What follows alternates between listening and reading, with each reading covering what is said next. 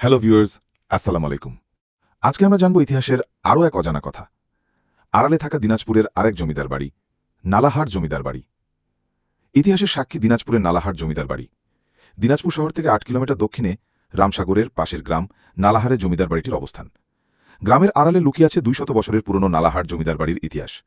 নালাহারের চৌধুরী পরিবার ছিল এ অঞ্চলের সম্ভ্রান্ত জমিদার। জমিদার বাড়িটির প্রতিষ্ঠাতা ১৮৫৭ সালে সিপাহী বিদ্রোহের এক অগ্নিপুরুষ শহীদ আনার মোহাম্মদ সরকার। বন্দুকের প্রতাতে গোরা সৈন্য ও দেশীয় সৈন্যদের মধ্যে বৈষম্যের কারণে পুঞ্জীভূত ক্ষোভে মঙ্গল পাণ্ডের বিদ্রোহের সূচনার মধ্য দিয়ে ১৮৫৭ সালে শুরু হয় সিপাহী বিদ্রোহ। সিপাহী বিদ্রোহ বা সৈনিক বিদ্রোহ ১৮৫৭ সালের ১০ মে অধুনা পশ্চিমবঙ্গের ব্যারাকপুরে ব্রিটিশ ইস্ট ইন্ডিয়া কোম্পানির সেনাবাহিনীর সিপাহীদের বিরুদ্ধে একটি বিদ্রোহ, যা ভারতে ব্রিটিশ শাসনের বিরুদ্ধে একটি বড় আকারের বিদ্রোহ ছিল। এটি ভারতীয় সিপাহীদের দ্বারা শুরু হয়েছিল এবং পরে অন্যান্য শহরে ছড়িয়ে পড়ে, যার ফলে ইস্ট ইন্ডিয়া কোম্পানির শাসনের অবসান ঘটে। এই সিপাহী বিদ্রোহের এক অগ্নিপুরুষ ছিলেন সিপাহী শহীদ আনার মোহাম্মদ সরকার। গ্রামের রাস্তার শুরুতেই সিপাহী বিদ্রোহের শহীদ আনার মোহাম্মদ সরকার স্মরণে এখানে নির্মিত হয়েছে একটি স্মৃতিফলক। আনার মোহাম্মদ সরকার তার ২ ছেলে জহুর মোহাম্মদ সরকার ও সহর মোহাম্মদ সরকারকে রেখে মৃত্যুবরণ করেন।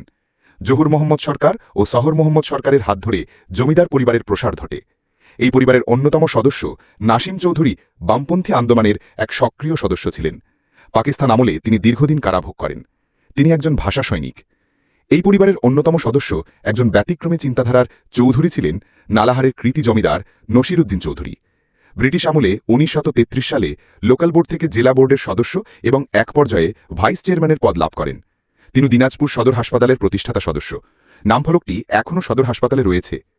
ব্রিটিশ আমলের শেষ থেকে পাকিস্তান আমলের প্রথম দিকে বেশ কয়েক বছর তিনি অনারি ম্যাজিস্ট্রেটের দায়িত্ব পালন করেন। তিনি ১৯৬৬ সালে মৃত্যুবরণ করেন। কোলাহলমুক্ত নিরিবিলি পরিবেশে সবুজ গাছগাছালির মাঝে প্রায় ২০০ বছর আগে নালাহার গ্রামে ইট সুরকি দ্বারা নির্মিত হয় বাড়িগুলো। জমিদার বাড়ির একতলা ও দোতলা ভবন বাহারি ফুলে সজ্জিত ছিল।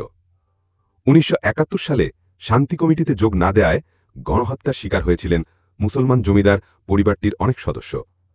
সে গণকবর আজও আছে। স্বাধীনতা যুদ্ধে এই গ্রামে ৩ জন শহীদ হন। এরা হলেন রশিক চৌধুরী, পিয়ার মোহাম্মদ ও ঘুটু মোহাম্মদ। এদের কবরও নালাহার গ্রামে সুরক্ষিত রয়েছে। এ পরিবারের ভূমিকা ছিল ব্রিটিশ বিরোধী আন্দোলনেও।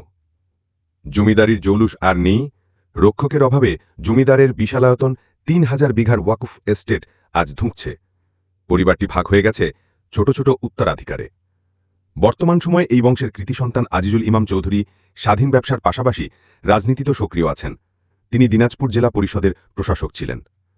এলাকাবাসীর দাবি, এখনও অবশিষ্ট থাকা জমিদার বাড়ির দৃষ্টিনন্দন মসজিদ ও ইট সুরকি দ্বারা নির্মিত বাড়িগুলো একটি দর্শনীয় স্থান হিসেবে তৈরি করা সম্ভব, যা এই জমিদার বাড়িটির ইতিহাস জানাতে বিশেষ ভূমিকা রাখবে। এই পর্বে সংক্ষিপ্তভাবে জমিদার বাড়িটির তথ্য তুলে ধরা হল। পরবর্তীতে আরও বিস্তারিতভাবে আপনাদের সামনে নিয়ে আসব। সবাইকে ধন্যবাদ।